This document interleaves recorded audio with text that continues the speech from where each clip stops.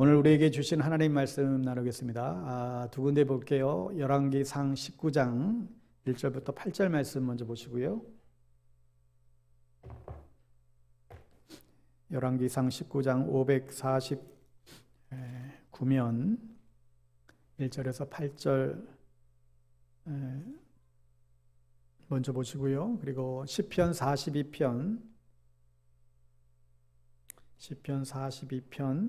5절에서 11절 이렇게 접으시고 나서 우리 두 군데 보도록 하겠습니다. 우리 찾으셨으면 우리 자리에서 일어나셔서 먼저 열왕기상 19장 1절부터 제가 봉독합니다.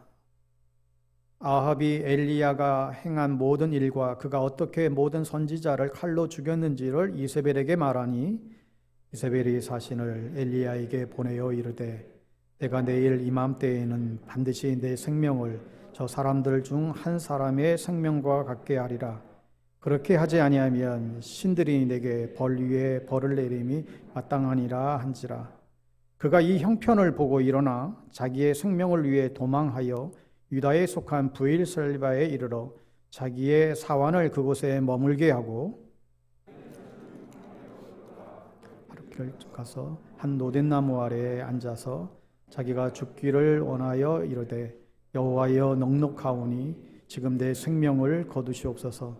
나는 내 조상들보다 낫지 못하니이다 하고 노덴나무 아래에 누워 자더니 천사가 그를 어루만지며 그에게 이르되 일어나서 먹으라 하는지라. 본즉 머리맡에 숯불에 구운 떡과 한 병 물이 있더라. 이에 먹고 마시고 다시 누웠더니 여호와의 천사가 또 다시 와서 어루만지며 이르되 일어나 먹으라. 내가 갈 길을 다 가지 못할까 하노라 하는지라. 이에 일어나 먹고 마시고 그 음식의 물에 힘을 의지하여 40주 40야를 가서 하나님의 산 호렙에 이르니라. 아멘. 우리 시편 42편 5절에서 11절 833면 이어서 제가 5절 먼저 읽습니다. 내 영혼아 내가 어찌하여 낙심하며 어찌하여 내 속에서 불안해하는가. 너는 하나님께 소망을 두라. 그가 나타나 도우심으로 말미암아 내가 여전히 찬송하리로다. 내 하나님이여 내 영혼이 내 속에서 낙심이 되므로 내가 요단 땅과 헤르몬과 미살산에서 주를 기억하나이다. 주의 폭포 소리에 깊은 바다가 서로 부르며 주의 모든 파도와 물결이 나를 휩쓸었나이다. 낮에는 여호와께서 그의 인자하심을 베푸시고 밤에는 그의 찬송이 내게 있어 생명이 하나님께 기도하리로다. 내 반석이신 하나님께 말하기를 어찌하여 나를 잊으셨나이까. 내가 어찌하여 원수의 압제로 말미암아 슬프게 다니나이까 하리로다. 내 뼈를 찌르는 칼같이 내 대적이 나를 비방하여 늘 내게 말하기를 내 하나님이 어디 있느냐 하도다. 같이 읽습니다. 내 영혼아 내가 어찌하여 낙심하며 어찌하여 내 속에서 불안해하는가. 너는 하나님께 소망을 두라. 나는 그가 나타나 도우심으로 말미암아 내 하나님을 여전히 찬송하리로다. 아멘. 오늘은 우울할 때 하나님을 경험하라. 우울함 속에서 하나님을 경험하라 제목으로 하나님 말씀 나누겠습니다. 여러분 한번 들으면서 생각해 보세요. 괜히 우울해지고 잘 웃지도 않고 슬퍼지고 마음이 답답해지고 회의적이 되고 삶이 재미가 없고 자다가 자주 깨고 입맛이 떨어져 식사량이 평소보다도 굉장히 좀 줄어들고 말수도 적어져서 모든 게 만사가 귀찮아집니다. 금방 했던 일도 쉽게 잊어버리고 집중력이 떨어집니다. 어떤 경우는 기분이 제법 괜찮은데도 소화불량과 두통, 목과 가슴에 뭔가 걸린 듯한 느낌, 변비 및 설사, 몸 여기저기 아픈 증세를 느낍니다. 뭔가 부정적인 생각이 떠오르며 걱정이 되고 많은 일들이 돌아보면 후회가 되고 앞날에서 좋은 일이 일어날 것이라는 기대가 전혀 생기지 않고 내가 하찮은 존재인 것처럼 느낍니다. 장미꽃도 하나도 아름다워 보이지 않습니다. 꼭 내가 그런데 이러는 분은 안 계신가요? 흔히 우울감과 우울증을 구분하는데 우울감은 우리가 느끼는 그런 감정을 말하는 것이고 이 우울증은 이 감정의 이 느낌의 그 감정이 깊어져서 병리적인 상태로까지 가는 게 우울증이다 그렇게 구분을 하죠. 이 우울증 사전에 의하면 지금 꽉 막혀 있고 뚫릴 희망이 없다 이런 설명을 달고 있습니다. 그러니까 한마디로 그냥 그 마음이 꺾인 상태를 말하는 거예요. 공포, 고독, 슬픔, 분노, 허탈, 좌절, 절망, 어떤 고민, 불안, 무가치, 죄책감 이런 여러 가지 감정들이 겹쳐서 나타나는데 여러분 이 우울하다는 건 그건 누구에게나 있지요. 오늘 기분이 좀 안 좋아. 오늘 기분이 좀 우울해. 그런데 그 우울감에서 그냥 벗어나면 괜찮아요. 근데 거기서 벗어나지 못하고 계속 거기에 머물러 있으면 그것이 고질적인 현상에 대해서 이제 우울증으로 나아가게 됩니다. 코로나 팬데믹을 거치면서 너무나 많은 사람들이 우리 주변에 많은 우울감, 우울증, 고통을 당하는 사람들이 점차 늘어나고 있습니다. 이 우울감과 우울증에서 어떻게 벗어날 수 있을까? 이 우울증, 마음의 감기라고도 표현하기도 하고 영혼의 어두운 밤이라고도 그렇게 표현들은 하지만 하나님께서 어떻게 이것을 우리를 치유하기를 원하시는가? 오늘 말씀을 통해서 우리가 잠깐 생각해 보고자 합니다. 여러분, 이 우울증의 가장 큰 문제는 뭐냐면 그 슬픔과 비관적인 것이 그 한순간에 끝나지 않고 계속된다는 데 있어요. 우리가 많은 경우에 기분이 좋지 않을 때가 있죠. 근데 이 좋지 않은 기분이 계속되어질 때 이게 우울증과 우울감으로 들어가게 됩니다. 이 우울증, 여러분 이 우울증은 우리나라 단어에서 가장 근사한 단어를 찾게 되면 이 낙심이라는 단어가 가장 가까울 것 같아요. 여러분 낙심이 뭐예요? 낙심. 마음이 툭 떨어졌다요. 말 그대로 마음이 툭 떨어졌다.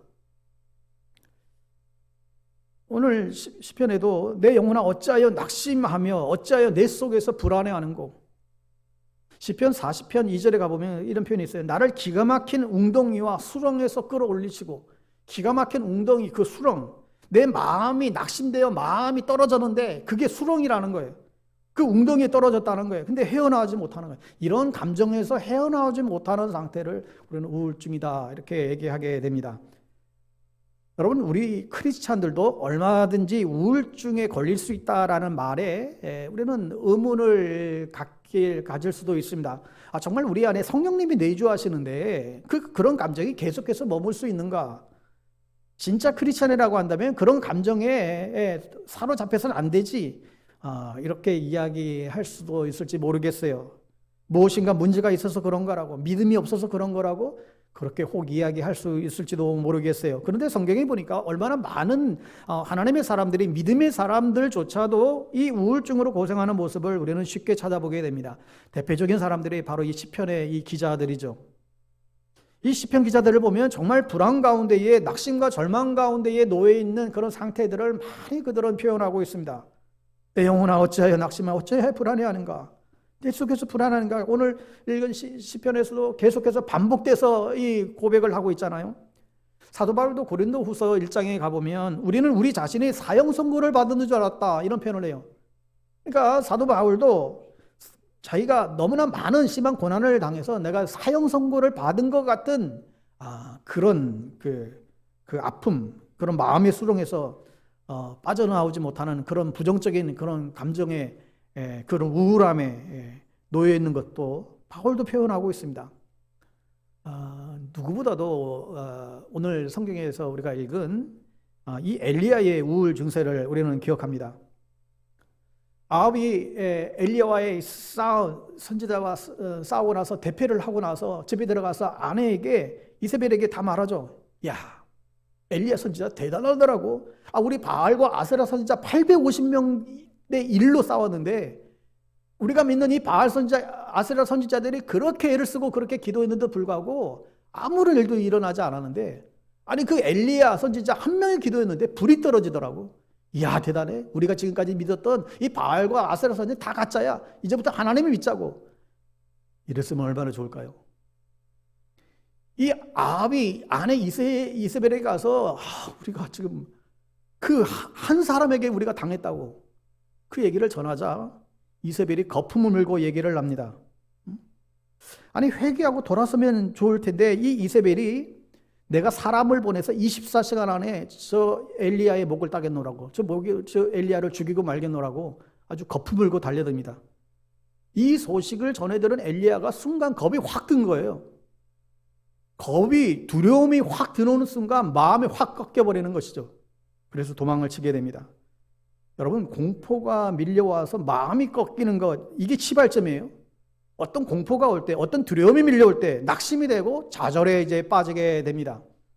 그래서 엘리야는 80마일 약 100km 정도를 달려가서 노뎀나무의 아래에 엎드려서 이제 나는 살 소망이 없노라고, 하나님 이제 내 목숨 가져가라고 그렇게 탄식하고 있어요. 이게 우울이죠.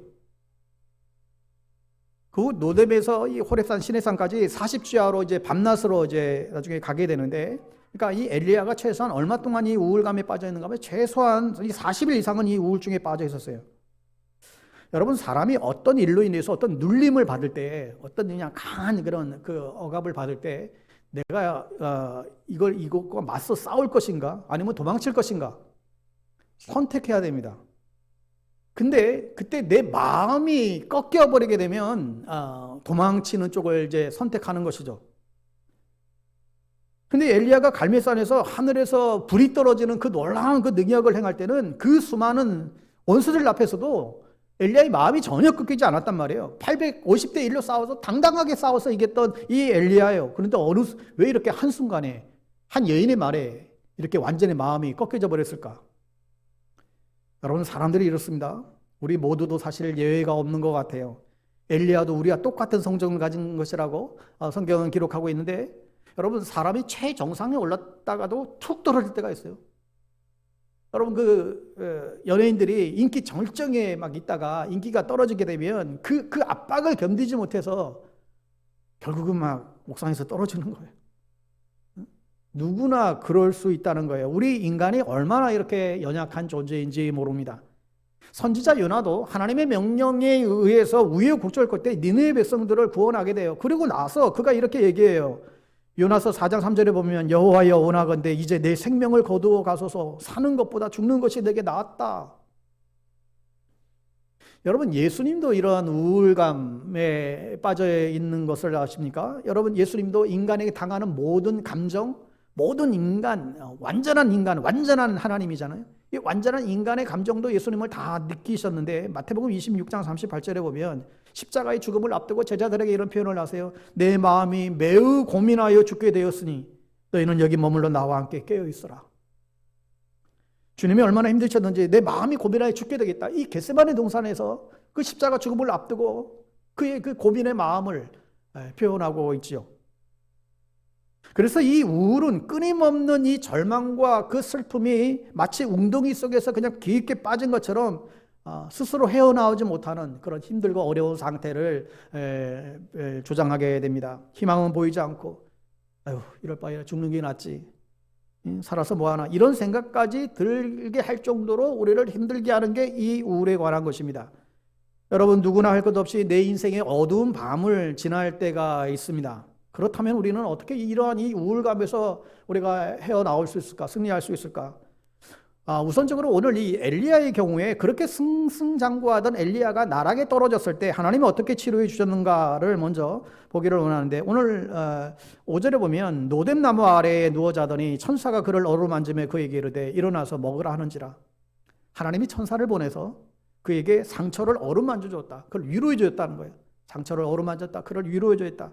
괜찮아, 겁먹지 마. 내가 했잖아. 다시 회복하고 일어나서 먹으라고 천사를 보내서 엘리야에게 머리맡에 떡과 물을 마련해주고 먹으라는 것이죠. 그리고 나서 또 자고 일어나면 또다시 음식을 제공하고 또다시 먹으라고 말씀합니다. 여러분, 사람이 기본적으로 너무 몸이 지치고 힘들 때는 사실 한 며칠 그냥 푹 자고 또 잘 먹고 하면 어느 정도 회복이 된다고 우리 얘기하잖아요. 누군가의 따뜻한 보살핌과 어떤 적절한 휴식이 이 우울증을 예방할 수 있다는 거예요. 엘리야도 먹고 쉬고 그 힘을 가지고 40주야를 시내산까지 걸어가게 한 것입니다. 그리고 그 우울함을 이제 물리치게 돼요. 그러니까 하나님께서 사람을 이제 치유하실 때 이런 물리적인 방법, 신체적인 방법, 여러 가지 방법을 하나님 사용하세요. 열왕기상 19장 9절 이하에 보면 엘리야가 우리가 읽지 않았지만 그곳 굴에 들어가 거기서 머물더니 여호와의 말씀이 그에게 임하여 이르시되 엘리야야 내가 어찌하여 여기 있느냐. 처음에는 육의 양식을 먹이고 쉼을 주고 그를 회복시키신 하나님이 이제는 하나님의 말씀이 임하여 이제 그와 대화가 일어나게 됩니다. 여러분 이것을 보면 하나님이 일하시는 방법은 진짜 다양한 거예요. 어떤 때는 불로, 어떤 때는 정말 지진으로, 어떤 때는 바람 가운데 나타나세요. 그리고 대부분은 평소에는 뭐 불과 같은 말씀이 아니라 평소에는 세미한 음성으로 우리 가운데 역사하세요. 하나님의 말씀을 우리에게 양식으로 치료하고 계신 것이죠. 그 말씀의 내용이 뭐냐면 우리가 후반부에 있지 않았지만 결과에 가보면 결국 사람을 세우라는 엘리야에게 사명을 부여하게 됩니다. 여러분 사람이 우울에서 빠져나오는 한 가지 방법 중에 하나가 뭐냐면 자기 할 일을 찾는 거예요. 자기 할 일을 발견하는 것입니다. 할 일을 찾아야 돼요. 이게 사명이에요. 하나님이 하신 일이 나에게 분명히 있다고 한다면 그 사람의 마음은 꺾이지 않습니다. 사명이 있는 자는 그 마음이 꺾이지 않아요. 내가 할 일이 있다면 어떻게든지 일어나게 되죠. 몸이 아프고 힘들고 여러 가지 정말 그래도 자식 먹여 살려야 되니까 우리 부모님들은 그 자식들을 먹여 살려야 되는 그 사명감 때문에 힘들어도 그 새벽에 일어나서 일하러 가고 그렇게 자식들 키웠잖아요. 할 일이 없이 그냥 세워라 내워라 이렇게 지내면서 되게 되면 우리 삶의 의욕이 그냥 다 끊어져 버려요. 여러분 그래서 교회도 정말 복음을 전하고 사랑을 전하고 생명을 전하는 이 일의 이 사명을 우리가 중단하지 않는 한 교회는 결코 무너지지 않습니다. 이렇게 우울에 빠진 엘리야에게 하나님은 육의 양식과 영의 말씀의 양식으로 살리시고 사명을 다시금 불어넣어 줌으로 말미암아 그를 이제 살려놓게 됩니다. 이게 하나님의 치료 방법이었습니다. 여러분 그러면 이제 우리 삶에도 오늘날 이 시대에도 정말 갈수록 너무나 많은 다양한 그 상황 속에서 이 우울증의 원인과 그런 그 상황들을 우리가 보게 되는데 우리가 좀 더 좀 살펴보면 우선적으로 우리 사람들이 우울에 빠지는 이제 그 원인들이 있지 않습니까? 사람들이 이 우울에 빠지는 원인 대표적인 원인들이 뭐 다양하지만 우선적으로 내 자신이 원인이 되는 경우가 있습니다. 내가 어떻게 원인이 되는가? 내가 내 몸 관리를 못하면 그게 우울의 원인이 돼요. 신체의 불균형, 의사들이 대뇌에서 이 화학작용의 불균형이 일어날 때 우울감이 생겨버린대요. 또 질병으로 인해서 자기 몸을 잘 관리하지 못했을 때 이게 우울증에 빠지기도 합니다. 영국의 세계적인 설교자로 알려졌던 이 찰스 스퍼저 목사님도 이 평소에 늘 이 통풍과 관절염과 신장염 같은 질병에 시달렸어요. 그분이 한 번은 설교도 중에 이렇게까지 얘기합니다. 저는 아주 심한 우울증에 시달리고 있습니다. 여러분 중 어느 누구도 이런 극도의 비참한 고통을 겪지 않기를 바랍니다. 그러면서 우울증으로 인한 자신의 고통을 그는 호소하기도 합니다. 물론 뭐 여러 가지 이제 그 사연들이 있지만, 그래서 이제 어쨌든 그분이 이러한 이 신체의 육체의 고통이 있다 보니까 이 견디기 힘든 고통이 밀려올 때에 그 마음이 꺾이더라는 거예요. 여러분 우리의 육체가 연약해질 때 이러한 우울증을 유발할 수도 있죠. 또 기질적인 문제가 작용할 때가 있습니다. 특별히 이 내향적인 이 기질을 쌓은 이 내향적인 사람들에게서 사실 우울증은 더 많이 생기는 것 같아요. 그래서 막 떠들기 좋아하고 남들과 막 어울리기 좋아하고 어디 가서 푼수같이 이런 사람들은 우울증 잘 안 걸려. 그런데 혼자 있기 좋아하고 혼자 생각하고 혼자 분석하고 자기도 분석하고 남도 분석하고 계속해서 자기만의 세계에 빠져드는 사람들, 하루 종일 누군가 말 한마디 하면 그거 묵상하고 그 몇 년 전에 한 얘기 지금도 잊지 않고 계속해서 그것을 되새기는 그런 사람들이 있죠. 여러분 설령 누가 나에게 좋지 않는 말을 한다 할지라도 그냥 무시해버리세요. 통과. 듣기 싫은 얘기하면 그냥 속으로 패스. 응? 여러분 뭐하러 남이 말에 내 감정과 기분을 다 그렇게 맡길 필요가 없잖아요. 왜 다른 사람의 말에 내 감정이 다 그렇게 그냥 다 비참하게 가야 돼요? 누가 나를 욕하고 다녀도 아유 저 인생 살면 얼마나 살겠냐고 그냥 불쌍히 여기시면 돼요. 응? 불쌍히 여기면 얼마든지 욕하게 다녀봐. 그래봤자지 뭐. 그냥 대수롭지 않게 생각하시면 됩니다. 그런데 자기를 비판하고 막 자기를 정죄하고 자기를 용서하지 않고 계속 이게 반복이 되는 거예요. 이걸 병적 내향성이다 이렇게 얘기를 합니다. 물론 자기를 성찰하고 정말 자기 자신을 진지하게 돌아보고 자기를 성찰하고 자기를 돌아보고 회개하고 이거 마땅히 해야 되겠지만 병적으로 자기를 계속해서 이 비판하게 되면 우울증에 빠지게 됩니다. 몸과 마음을 봤을 때 이 몸에 이 신체의 불균형은 이게 몸으로 나타나고 이 마음이 지속적인 고통에 대한 것 이게 마음인 것 같아요. 그 사이에 우리가 끼어 있죠. 여러분 지속적인 이 고통도 너무 오래면 지치는 거예요. 예? 어떤 고통이 너무 오랫동안 지속이 되면 이게 마음이 꺾여요. 웬만하면 견디겠는데 이게 희망은 보이지 않고 계속되는 그런 고통이 오래게 될 때 나는 언제까지 이런 어두운 터널 속에서 살아야 되나 이런 생각이 드는 것이죠. 주변 사람들이 깔깔대고 주변 사람들이 그렇게 막 웃고 아무리 그렇게 지내도 자기만 완전히 다른 세상에 사는 것 같아요. 똑같은 세상을 사는데 나는 딴 세계에 사는 것 같은 느낌이 드는 거 이게 우울감이죠. 나는 이 터널에서 빠져나오지 못할 것 같아. 자기 자신이 원인이 돼서 이 우울함에서 벗어나지 못하는 사람들이 있습니다. 두 번째로 내가 아닌 다른 사람으로 인해서 이 우울증의 원인이 되죠. 여러분 이 남에는 대표적인 게 환경을 말하는 거예요. 무엇보다도 여러분 부정적인 하는 말을 하는 사람들이에요. 내 주변에 부정적인 말을 하는 사람 여러분 정말 주의하셔야 됩니다. 아이고 얼마나 힘드나 죽을 지경이네. 아이고 나 같으면 진짜 나 같아도 죽을 것 같은데 정말 재수가 없어서 그냥 그거 신경 쓰지 말고 그냥 똥 밟았다고 생각하세요. 그냥 여러분 이러면 되겠습니까? 누가 굉장히 막 힘들어하는데 자꾸 유해하는 척하면서 마음을 갈고요. 굉장히 유해해 주는 것 같은데 이게 마음을 갈고 여러분 이거 조심하셔야 됩니다. 이런 사람들이 내 주변에 있게 되면 그런 사람들의 말 한마디 부정적인 말 한마디 딱 듣게 되면 마음이 확 꺾어져 버려요. 여러분 요즘에는 우리 주변에는 이런 사람이 없다 할지라도 잘못된 정보나 뭐 악성 댓글이나 여러 가지 매체들을 통해서 낙심하고 남과 비교하게 되고 그러면서 마음이 계속 꺾여버리는 거예요. 남의 부정적인 말에 과민한 반응을 보이게 되면 이게 마음이 꺾이는 것입니다. 또 마음이 꺾이는 이유가 뭐예요? 사탄이 내 약점을 알고 공격하거든요. 야, 네가 기도해봐야 응답 없잖아. 야, 안 되려면 안 되는 거야. 하나님 널 사랑하신다고. 네 꼬라리를 봐. 하나님이 널 사랑하시는 것 같냐고. 너 주치를 알아야지. 네가 네 같은 너같이 죄 많은 인간 무슨 천당 간다고 그래. 웃기지 마. 사탄이 우리의 약함을 누구보다도 잘 알기 때문에 우리의 그 약함을 공격하는 거예요. 자꾸 생각으로 공격하죠. 다른 공격이 아니라. 하나님이 널 사랑하는 게 아니라 널 버린 거야. 너 버림받은 존재야. 누가 너를 챙기겠어? 여러분 이런 사탄의 어떤 그 생각으로 공격이 올 때마다 이걸 빨리 알아차리고 이놈 봐라.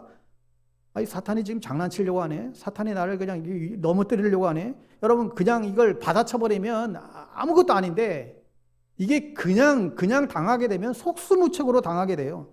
사탄이 주는 생각에 여러분 저항하지 않으면 계속 듣다 보면 사탄이 주는 말인데도 듣다 보면 네 말이 맞네 이렇게.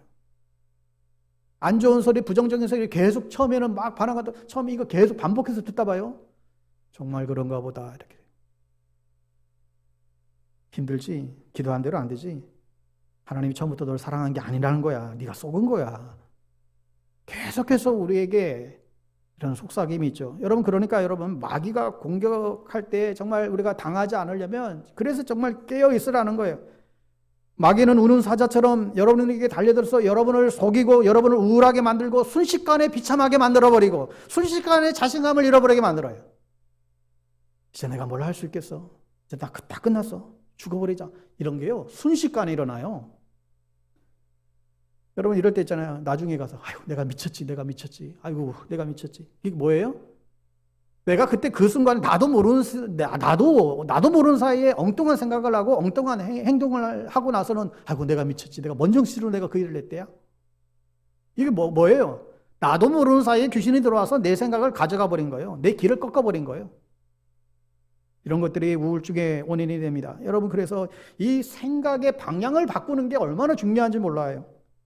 여러분 특별히요 과거에 행하신, 옛적에 행하신 하나님의 일을 기억하는 일이 굉장히 필요합니다. 여전히 상황은 똑같고 여전히 어둠 속에 있지만, 그러나 하나님이 내 인생 가운데 지금까지 하나님이 행하셨던 일들을 기억하고 묵상하고 되새기고 그걸 선택하는 거예요. 과거에 행하신 하나님의 축복을 기억하라는 거예요. 과거에 얼마나 하나님이 날 신실하셨는지 그 행사를 돌이켜볼 때, 야, 과거에도 그 어려운 가운데도 나를 지키셨던 그 하나님이 지금도 내가 비록 힘든 가운데 있지만 하나님 어김없이 이기게 하실 거야. 이 하나님을 기억하라는 거예요. 여러분, 참 신앙인들 가운데에도 정말 이제 우울증에 걸린 사람들이 많이 있습니다.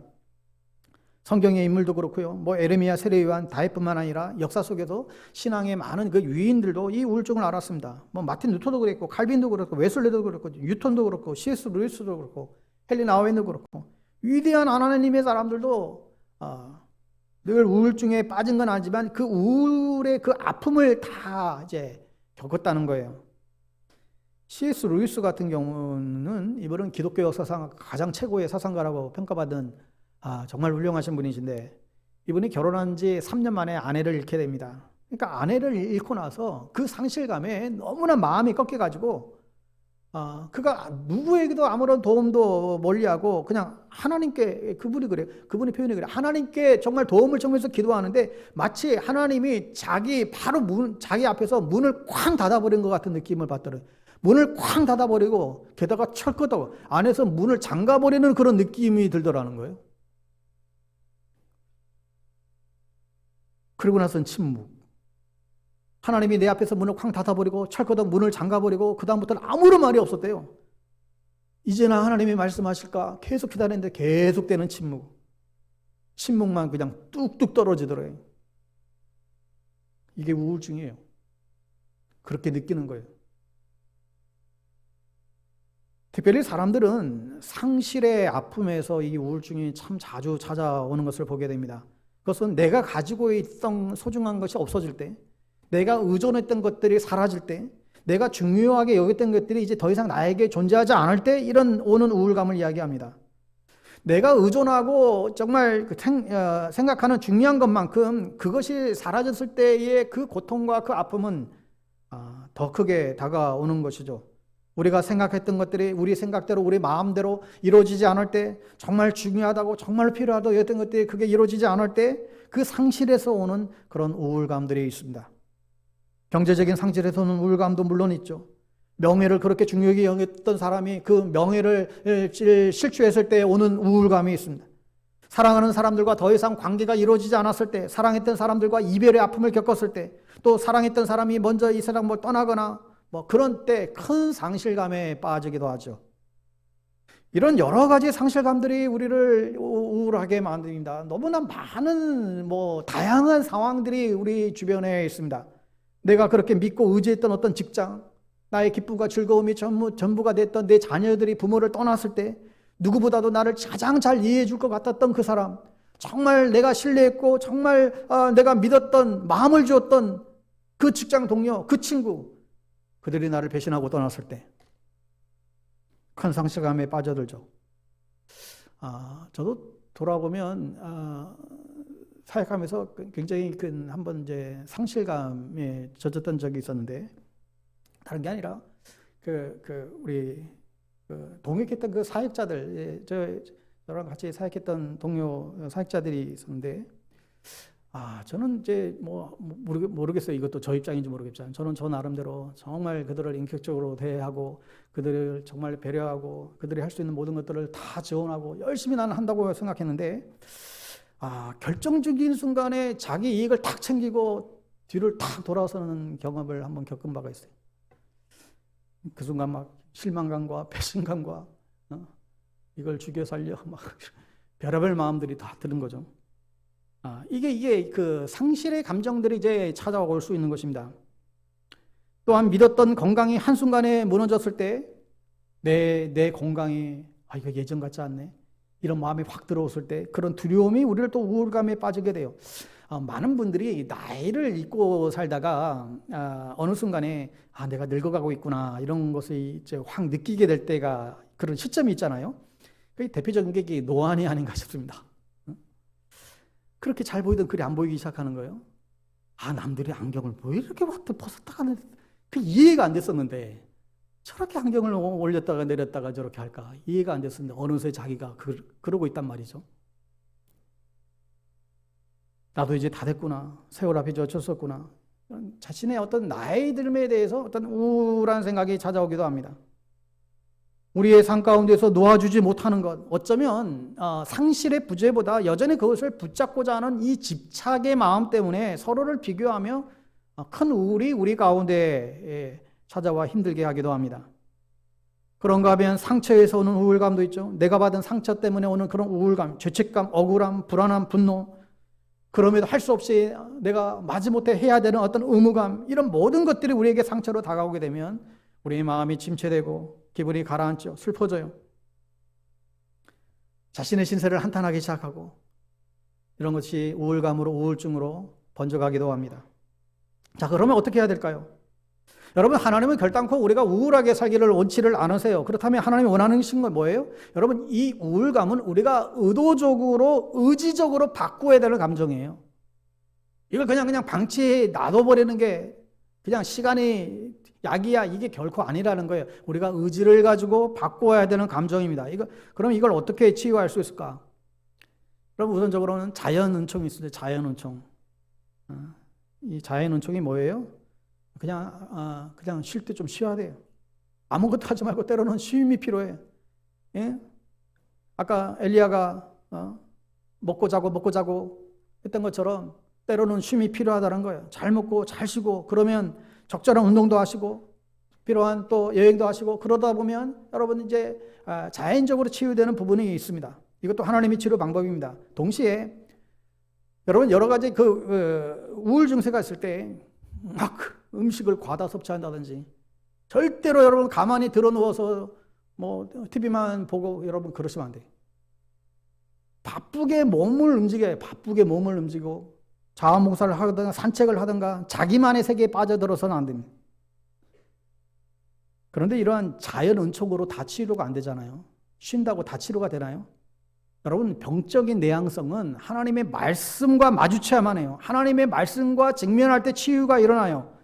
주 안에서 항상 기뻐하라. 예를 들면 내가 왜 슬픔에 빠져있지? 내가 왜 이렇게 우울에 빠져있지? 딱 결심하는 거예요. 항상 기뻐하라고 하나님 말씀하셨는데 오늘부터 내가 기뻐하기로 작정한다. 내가 오늘부터 기뻐하기로 결단하는 거야. 주 안에서 기뻐하기로 여러분이 작정하는 거예요. 여러분, 그러니까 바울은 감옥에서도 우울에 빠지지 않고 기뻐하는 거예요.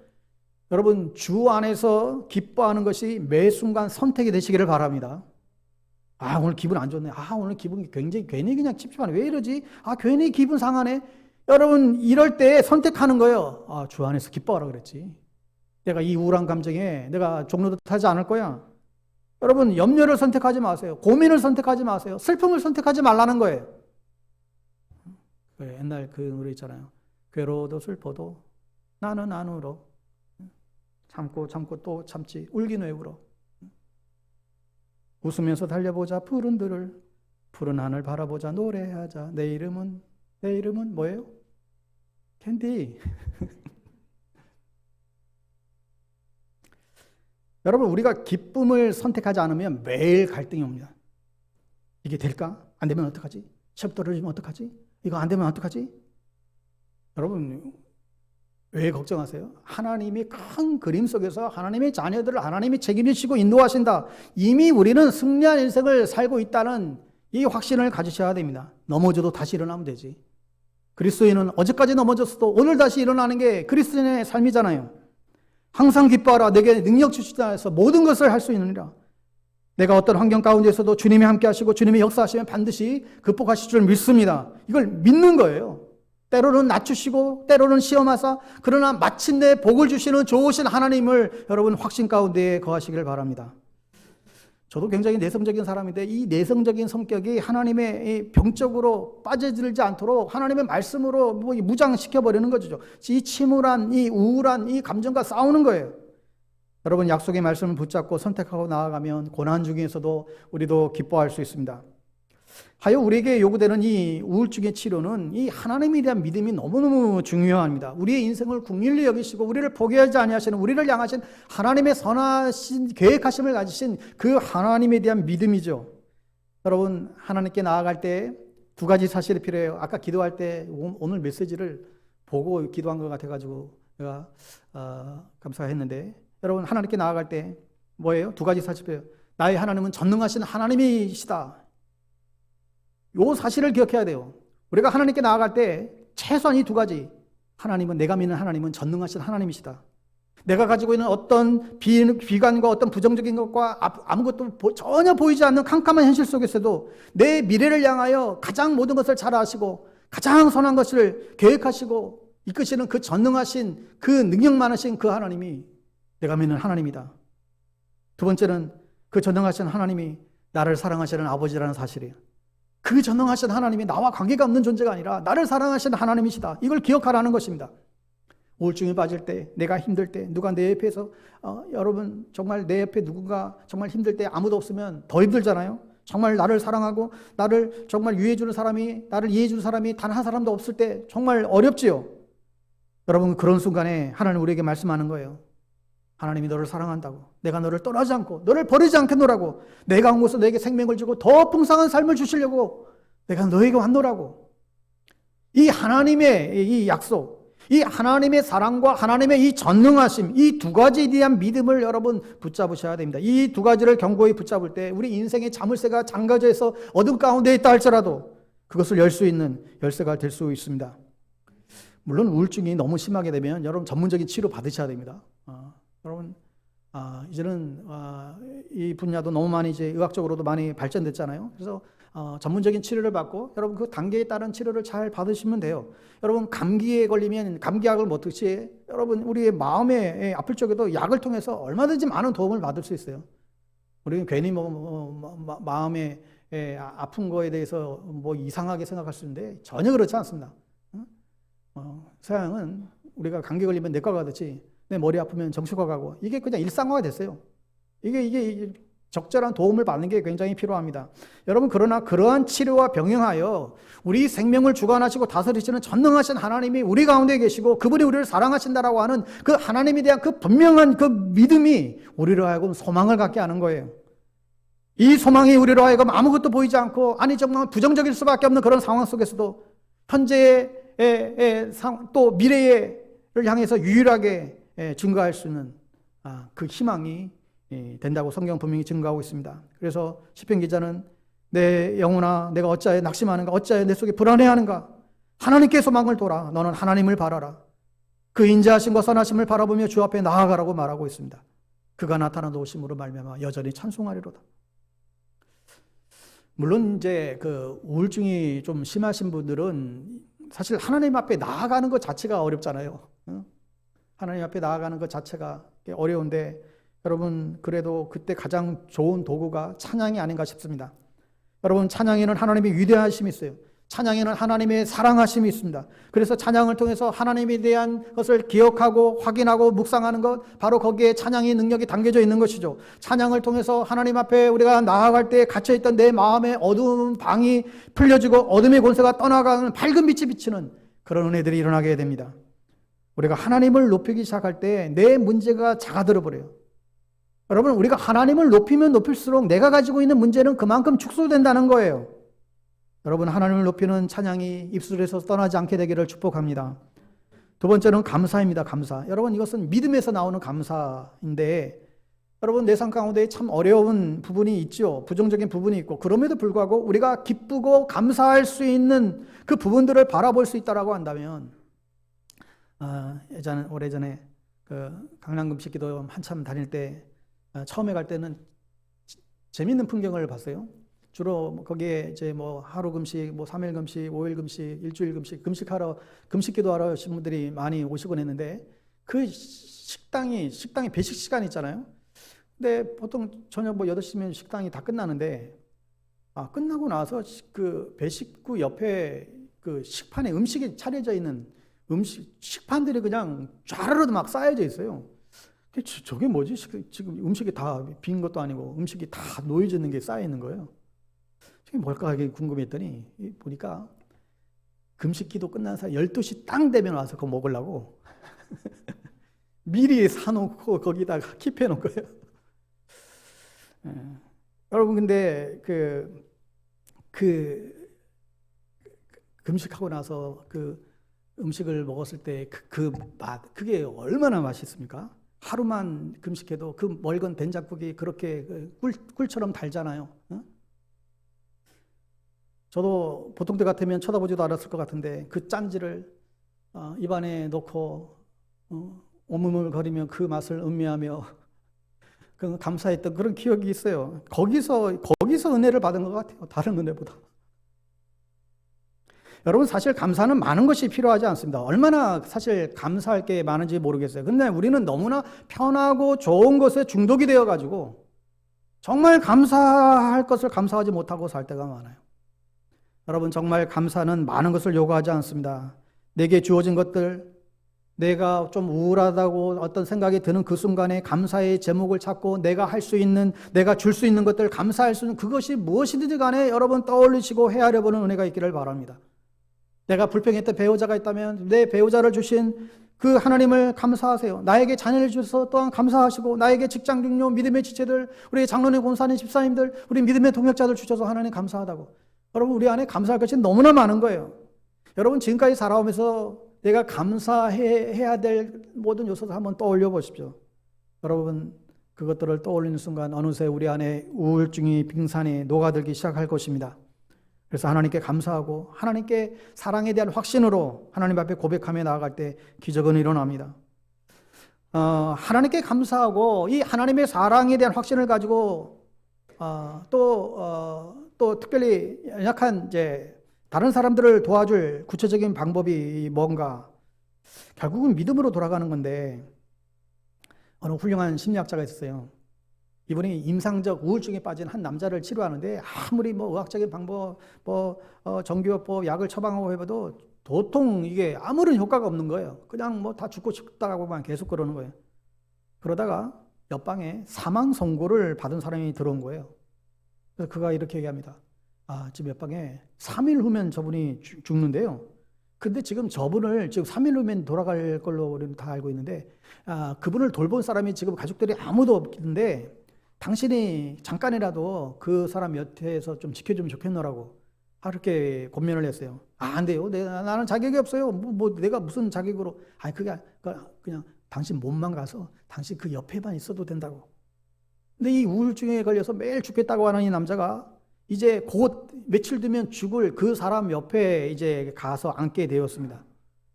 그리고는 이제 3일 후면 죽는다라고 하는 그 사람을 생각하고 돌보기를 시작했는데 우울증이 달아났다는 거예요. 그가 말해요. 여러분, 우울증에서 벗어나는 가장 좋은 방법 중에 하나는 다른 사람을 돕는 일을 하는 것이다. 나는 지금 굉장히 내 마음 상태가 좀 우울한 상태야. 그러니 다른 사람을 도와야 돼. 이런 마음을 가지라는 거예요. 깨닫는 은혜가 있기를 바랍니다. 마지막으로 다 맡기는 기도가 필요해요. 나도 그렇고 남도 그렇고 다 주께 맡기는 기도가 필요합니다. 여러분, 하나님께서 여러분을 건지실 것을 믿으십시오. 과거에도 지켜주셨던 하나님이 미래에도 지켜줄 것을 믿으세요. 결코 사실 우리의 힘으로 안 되잖아요. 빌립보서 4장 6절 7절 말씀대로 아무것도 염려하지 말고 다만 모든 일에 기도와 간구로 너희 구할 것을 하나님께 감사함으로 아뢰라. 그리하면 모든 지각에 뛰어나신 하나님의 평강이 그리스도 예수 안에서 너희 생각과 너희 마음을 지키신다. 우리의 생각과 마음을 지켜주신다. 고쳐서 주신다는 거예요. 또한 하나님은 우리가 죄를 지었을 때도 우리에게 신령한 근심을 주세요. 내가 왜 이랬지? 내가 왜 그랬을까? 왜 실수했을까? 내가 왜 그때 그렇게 했을까? 내가 왜 이렇게 바르게 살지 못했을까? 그런 탄식과 그런 그 아픔, 그런 후회와 그런 의로운 분노 같은 것이 우리가 우리 안에 하나님 앞에 나아갈 때 주시게 되는데, 우리 안에 소위 어떤 신령한 그 근심이죠. 선한 근심이에요. 여러분, 하나님 앞에서 나아가서 자신의 잘못을 자책하고 이렇게 그런 선한 근심을 할 수 있어요. 근데 이게 우울로 갈 수도 있습니다. 그런데 하나님은 우리가 하나님 앞에 나와 자신의 잘못과 자신의 연약함과 자신의 잘못과 죄악들을 토로하고 하나님 앞에 나아갈 때 우리를 계속해서 침체하게 만들고 우울에 빠지는 것이 아니라 우리를 회개로 이끌어간다는 거예요. 그러니까 여러분, 선한 근심은 우리를 회개로 인도하시는데, 여러분 회개하게 되면 우리 안에 있던 막힌 것들 빵 뚫리는 거예요. 이 은혜가 있음을 우리는 알아야 됩니다. 고린도후서 7장 10절에 하나님의 뜻대로 하는 근심은 후회할 것이 없는 구원에 이르게 하는 회개를 이루는 것이요 세상 근심은 사망을 이루는 것이니라. 우리가 하나님 앞에 깨어 기도할 때 근심이 변화의 기쁨이 되고, 우리를 공격하던 귀신이 떠나가고 하나님의 성령이 우리 안에 들어와서 반전의 역사가 일어나기 시작합니다. 성령님이 여러분의 생각을 사로잡고 마음을 사로잡고 성령님께서 여러분에게 살아갈 용기를 주시고 의욕을 주시고 희망을 주시고 능력을 주실 줄 믿습니다. 그래서 주님이 말씀하세요. 내가 곧 길이요 진리요 생명이다. 보혜사, 성령님, 보혜사, 파라클로테스, 바로 곁에 가까이 계신 분, 그 성령님이 우리를 지키시고 우리를 돌보시고 너희와 함께 하시고 끝까지 너희를 포기하지 않고 우리를 승리케 하신다고 약속해 주고 있습니다. 그래서 오늘 성경을 말하는 거예요. 내 영혼아 내 영혼아 어찌하여 내 속에서 낭망하고 낙심하는가. 너는 하나님께 소망을 두어라. 그가 나타나 도우심으로 말미암아 내 하나님을 여전히 찬양하리로다. 할렐루야. 기도하겠습니다. 하나님 아버지, 우리를 가장 가까이에서 돌보시는 하나님, 우리의 심령을 어루만져 주시고 채워주시는 분은 오직 성령님 예수 그리스도 한 분밖에 없음을 고백합니다. 우리의 우울한 감정을 기쁨과 감사로 바꾸어 주시고 참된 소망과 능력으로 바꾸어 주시옵소서. 더 이상 우울한 감정에 속지 않게 하시고 전능하신 하나님, 우리를 사랑하시는 그 하나님, 이 믿음을 부여잡고 용기 있게 나아가는 사랑하는 주의 백성들 다 되게 하여 주시옵소서. 예수님의 이름으로 기도드립니다. 아멘. 오늘 성찬이 있는 주일인데요. 이 찬양 드립에서 성찬 준비했으면 좋겠습니다. 아주 오래된 찬양인데 여러분 기억하실지 모르겠어요. 좀 우리 가사 기억하면서 이 찬양 드리기 원합니다.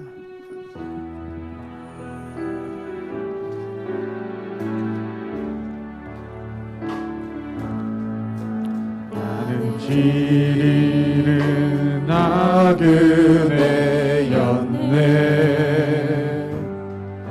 죄중에 헤매이는데 사랑의 왕 내 목자 예수 나를 집으로 인도하네. 진실로 선함과 그 인자하심이 날마다 함께 하시리라. 진실로 선함과 그 인자하심이 날마다 함께 하시리라. 영원토록 주는 네가 거하리.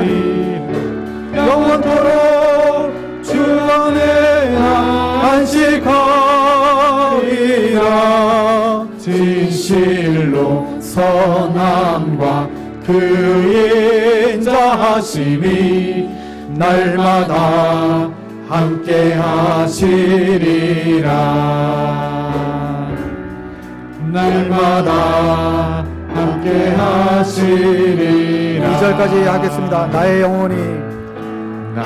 영혼이 피곤할 때에 날 붙들어 힘주시며 날 위로해 주시는 예수 나와 언제나 용해하네. 진실로 선함과 그 인자하심이 날마다 함께 하시리라. 진실로 선함과 그 하시니 날마다 함께 하시리라. 영원토록 주 안에 내가 거하리라. 영원토록 주 안에 나 안식하리라.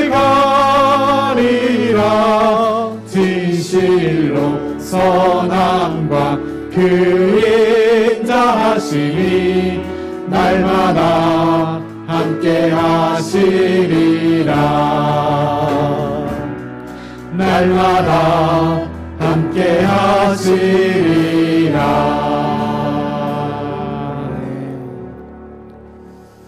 오늘도 우리 가운데에 귀한 성찬 허락해 주셨습니다.